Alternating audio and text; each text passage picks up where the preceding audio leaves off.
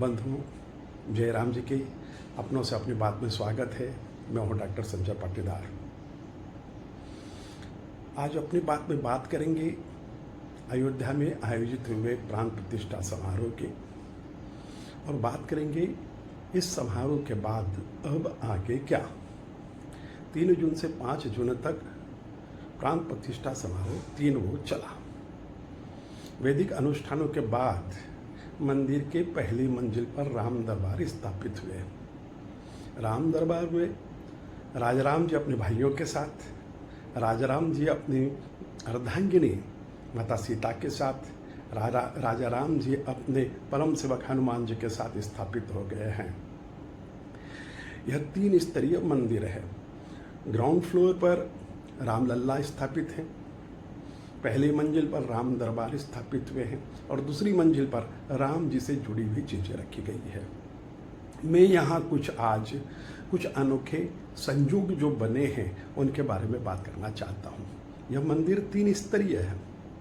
हमारे यहाँ 3 तरह के ताप और 3 तरह के संताप माने गए हैं, देहिक, देविक और भौतिक।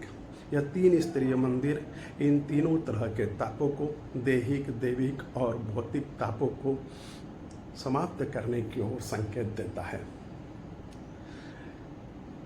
आपको याद होगा राम लला की स्थापना हुई थी 22 जनवरी 24 को, और राजाराम की स्थापना हुई है 5 जून 24 को। राम लला जी की स्थापना के बाद और राजाराम जी की स्थापना के बीच में अंतर है 498 का। यह 498 दिन है। और बाबर के सेनापति मीर बाकी ने जब राम मंदिर तोड़ा था तब से लेकर के सुप्रीम कोर्ट के आदेश आने तक 9 नवंबर 19 तक का अंक होता है 498।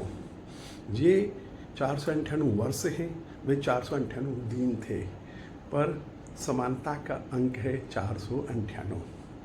फिर मंदिर में, मुख्य परिसर के मंदिर में 4.5 लाख क्यूबिक फीट लाल पत्थर लगे हैं, और राम मंदिर के शुरू से लेकर के अंत तक आंदोलन में 450 लाख सनातनियों का लाल खून बहा है। 4.5 लाख बलिदानियों के लाल खून से यह माटी लाल हुई है। मंदिर परिसर में लगे हैं 4.5 लाख क्यूबिक फीट लाल पत्थर, और बलिदान हुए हैं 4.5 लाख सनातनी। मंदिर के दर्शन के बाद हम जब परिक्रमा करने के निकलते हैं तो उस परिक्रमा पथ को परकोटा कहते हैं। परकोटा में दर्शन के लिए 6 मंदिर बने हैं, शिव जी का, गणेश जी का, हनुमान जी का, सूर्यदेव का, माता अन्नपूर्णा का और माता भगवती का। और इस परिक्रमा पथ में राम जी के पूरे जीवन चरित्र को प्रदर्शित करने के लिए, राम जी के जन्म से लेकर के अंतिम समय तक की जीवन यात्रा को बताने के लिए भित्ति चित्र बनाए गए हैं। ये भित्ति चित्र बने हैं 84 और जीवन की 84 परिक्रमा को प्रदर्शित करता है। सप्तमंडप में 7 मंदिर हैं। ये उन महापुरुषों के मंदिर बनाए गए हैं जो राम जी से लगाव था, राम जी से सीधे सीधे जुड़ाव था। वशिष्ठ जी है, विश्वामित्र जी है, वाल्मीकि जी है, अगस्त मुनि है, अहिल्या जी है, सब माता सबरी है और निषाद राज है। सप्तमंडप में मंदिर बने हैं 7, परकोटा में मंदिर बने हैं 6, और एक शेष अवतार लक्ष्मण जी का मंदिर है। इस प्रकार मंदिर हुए 14, और ये 14 का अंक कहीं न कहीं राम जी के वनवास के 14 के साथ तालमेल करता हुआ दिखाई देता है। पूरा राम जन्मभूमि क्षेत्र 71 एकड़ में फैला हुआ है। इस पूरे शुरू से संघर्ष की यात्रा में इतने ही बड़े बड़े युद्ध हुए हैं और सैकड़ों संघर्ष हुए हैं। मंदिर परिसर में 397 पिल्लर हैं, और हर पिल्लर पर 25 से 30 चित्र नागर शैली में उकेरे गए हैं। 11,111 चित्र उकेरे गए हैं। यह कहीं न कहीं चित्र भी सुखता को प्रदर्शित करते हैं।